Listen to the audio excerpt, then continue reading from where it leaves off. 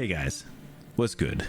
Sorry this is going to be a little late. It's been a busy week, but today we're going to be reviewing Futurama Season 11, Episode 3, which is titled How the West Was 1010001. I'm going to be breaking this down in a few sections, and yes, there will be spoilers. Alright, first off, let's do the summary. The episode begins with a professor informing his team that they are bankrupt due to his investment in Bitcoin.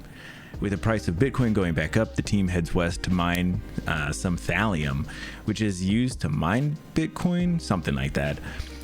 During all the episodes, there's usually a side story happening. In this episode, the side story is Fry's reading some books about the Borax Kid that make him seem like a hero. It's also a thing with Hermes and Dwight struggling to bond. The team makes it to Doge City, where they're informed to do Old West stuff since they're broke. They meet a bartender who has a swinging temper.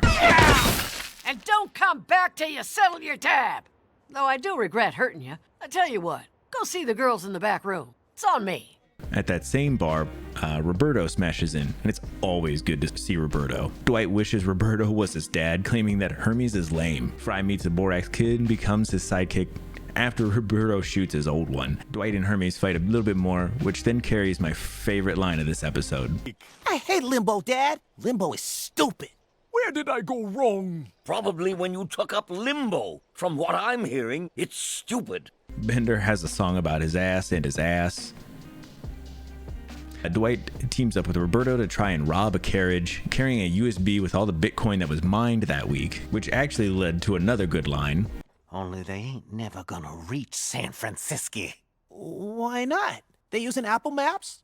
Their heist doesn't work, and Dwight gets his back broken. Meanwhile, Fry and Leela get attacked by a cougar. Fry shoots all around it to scare it off, and the Borax Kid takes credit for this. The team finds a huge rock of thallium, which is enough to pay off all of their debts. In the morning, Bender and the thallium are missing. The team finds a hidden room in the back of the bar, holding a ton of robot heads, and they're using these heads to mine Bitcoin, I guess. It's quickly revealed that the bartender is behind it all.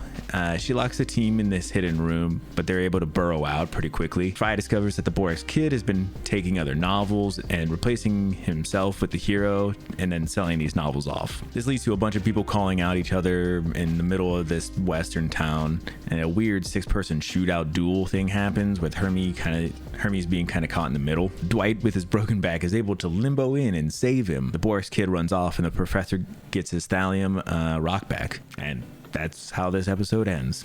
Okay, let's talk about a couple of the things that I liked. The jokes were okay, and I also kind of like that these stories are kind of being one-off, not long-term consequence kind of stories. They think they just fit better with the narrative of what's happening. All right, let's talk about a couple of things I didn't like. The jokes are just okay still. They're not really hitting like they think they should. This is another episode where too much based on current events. Or I guess it technically would be if like Bitcoin, crypto, NFTs were still kind of big.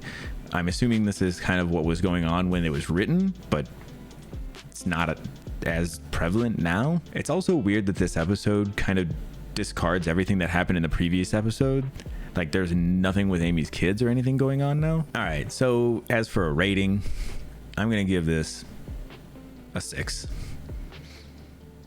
I think it's okay. It's kind of a step down, I think, from the previous episode. Although I think there were some things that were all right about it, I think it's just not hitting the same level of the original or even the Comedy Central version of this show. I think the biggest downside of this is this show is still trying to capture like current event things, and I think it should be kind of one-off things or the heartfelt things, but things that are not based on any kind of what's currently happening in the world right now. I think those just don't work. Thank you so much for watching. If you like this, make sure that you subscribe for more. I also stream over on Twitch on Tuesdays and Thursdays. The links will be down in the description, and I will see you all in the next one. Peace.